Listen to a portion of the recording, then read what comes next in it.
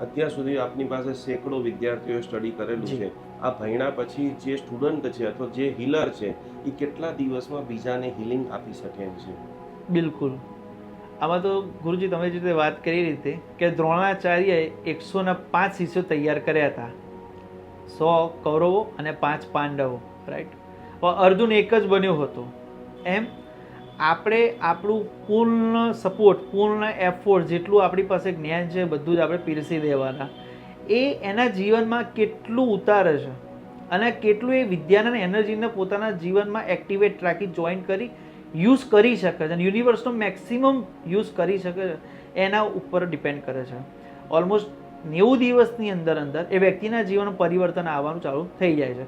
28 દિવસમાં પ્રારબ્ધના જે પણ કર્મો હોય એ એને ક્ષતિ પહોંચાડતા હોય, અંતરદશા મહાદશા ભોગવી રહ્યા હોય, તો એ પીડા 28 દિવસ પછી અમારા અનુસંધાન પ્રમાણે, સંશોધન પ્રમાણે ઓછી એને હેરાનગતિ થવાની ચાલુ થઈ જાય છે અને 28 દિવસ બાદ એના પ્રારબ્ધના કર્મને પણ ઇફેક્ટ આવતી હોય છે અને 90 દિવસમાં એ 100% સફળતાને પ્રાપ્ત કરતો હોય છે.